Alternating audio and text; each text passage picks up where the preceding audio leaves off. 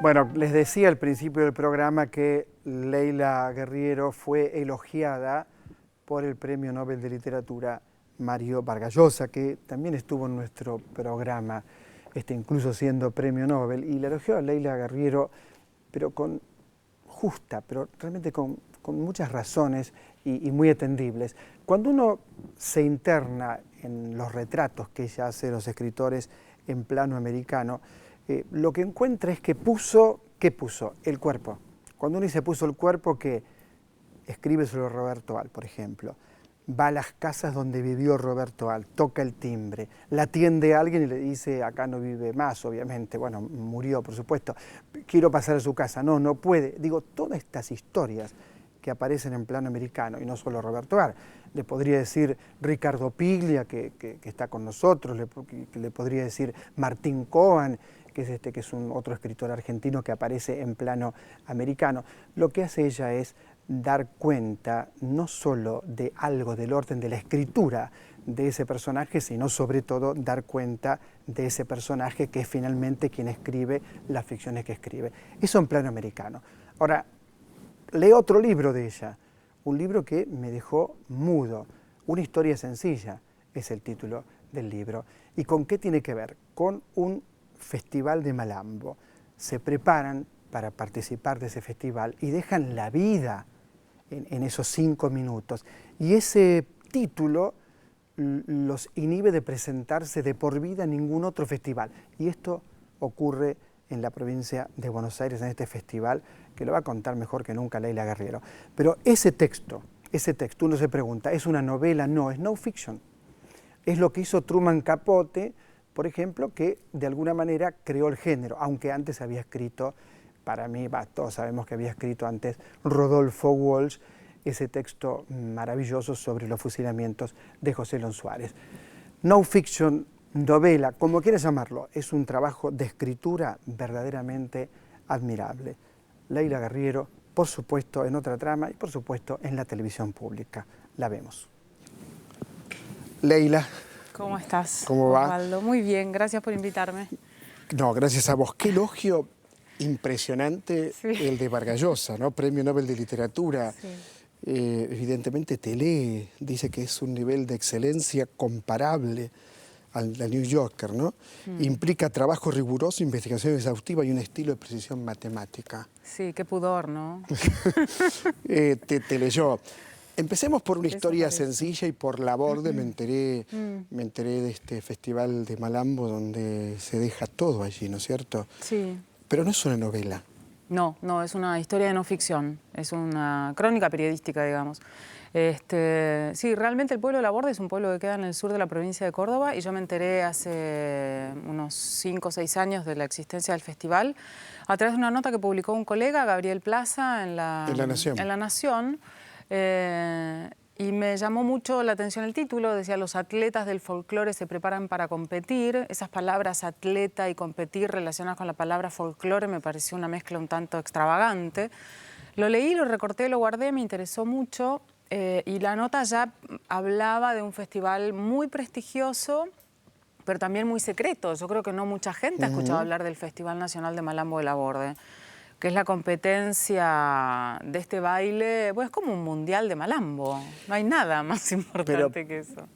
Por tu prosa, que es sorprendentemente perfecta, es como que se les va la vida. Sí, se les va la vida. Muerden la madera, devoran la madera, golpean la madera. Me acuerdo casi de memoria algunas partes de tu texto que son muy impactantes, son como gladiadores que están allí luchando por obtener un premio que es el único que se puede obtener. Porque a partir de ahí, chao. Sí, a partir de ahí, digamos, el premio una vez que lo obtienen, que además obtienen el título de campeón, lo cual es como raro también, ¿no? Porque si ganas un concurso de ballet, claro, no te llamas campeón de ballet, ¿no? Es como un título así como más, bueno, más raigal, ¿no? Esta cosa del campeón. Hay un pacto tácito, este festival se hace desde 1966 y por un pacto tácito que han hecho todos los campeones, una vez que ganan el premio, que además no implica ganar dinero, sino simplemente una copa y el prestigio inmenso que te da esto, no podés volver a presentarte jamás en una competencia de la misma categoría de malambo. Digamos, como malambo solista, el malambo que te consagra es el malambo que te aniquila también. Y por lo general son chicos muy jóvenes, con lo cual, digo, 20, 21, 22, 24 años, llegan a la cúspide a una edad muy temprana. Y muy humildes. Muy, muy, muy humildes. Son todos chicos de familias muy humildes, ¿viste? Hijos de, qué sé yo, son casi todos chicos del interior, digamos. Bueno, necesariamente hay representantes por cada una de las provincias, pero sí, son hijos de empleados municipales, de laburantes, digamos, de obreros, de gente que no tiene una posición social altísima. Y sin embargo, así todo, gastan una cantidad de dinero enorme en la preparación que exige, además de que el baile exige un desgaste físico importantísimo. Ellos dicen que es el equivalente, bailar un malambo de 5 minutos, que es lo que exige el aborde. Claro.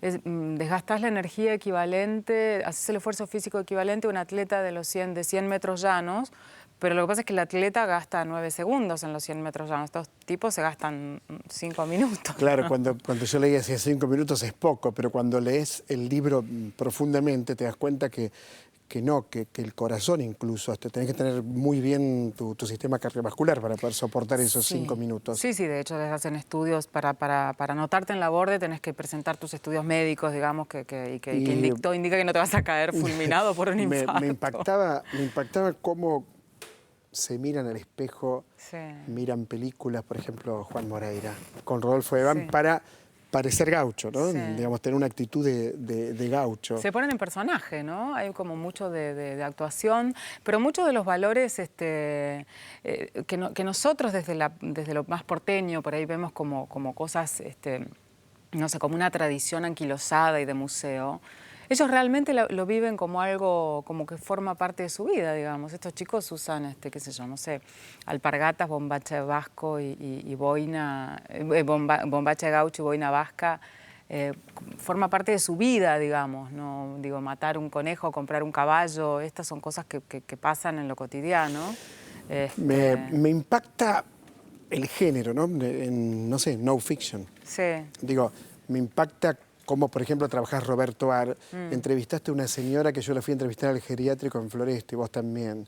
Debe ser, no, esa debe ser, vos dijiste, sí, esa es la viuda de Roberto Ar, pero ella ya falleció. Yo entrevisté a la hija, que Mirta Ar. Sí, pero vos nombrás a la viuda, estoy segura. Sí, nombra a la viuda, por supuesto, claro. Pero yo no la pude entrevistar porque ella ya falleció, la que la entrevistó. Pero vos nombrás el geriátrico donde estaba. Y fui al geriátrico, claro, claro. Ya no estaba ella, pero yo sí fui al geriátrico. Claro, por eso me acordé. Yo fui al geriátrico con las cámaras. Una casa lindísima allá en Devoto. Sí, exactamente. Sí. Me impacta cómo perseguís el material. ¿Cómo es eso? Digo, lo de Nicanor Parra, por ejemplo, lo de Fogwill, que estuvo acá muchas veces, lo de Roberto Ar. Lo de Roberto Ar, que tocas el timbre de la casa del hijo y no quiere hablar, por ejemplo. No. Tus encuentros con Mirta. Me impacta. ¿Cómo trabajas?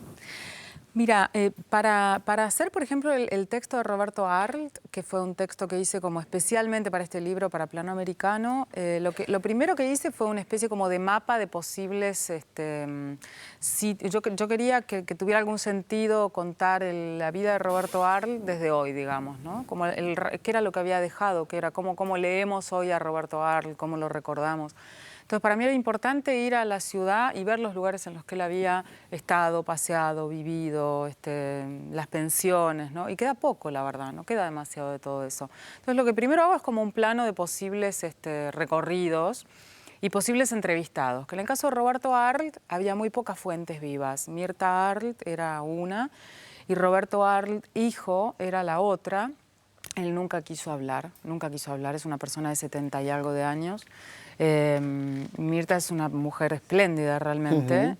La conozco mucho. Muy, muy lúcida. Pero bueno, él no prefirió no hablar. Entonces lo que hago básicamente es eso y después, bueno, me prendo un poco a la información. Digamos que el método que a mí me funciona es como la obsesión y la paciencia, ¿no? Claro. La obsesión y la paciencia, la obsesión y la paciencia. Y la experiencia, ponés mucho de vos, ponés mucho el cuerpo, por decirlo de alguna manera, ¿no? Si pongo mucho el cuerpo es bastante cansador.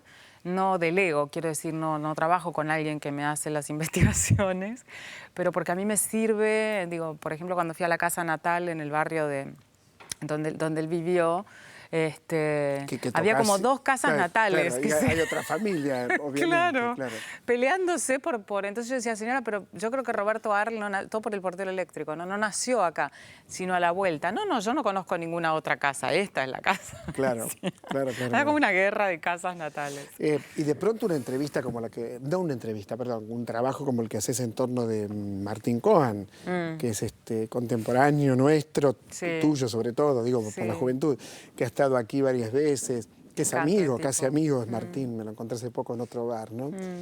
Y esta historia con el padre que no conocía, ¿no? Sí, bueno, sí, qué terrible, ¿no? Que su padre casi estuvo como a punto de morir en sus brazos y él le salva la vida cuando el padre tenía 49 años. Sí, siendo muy joven.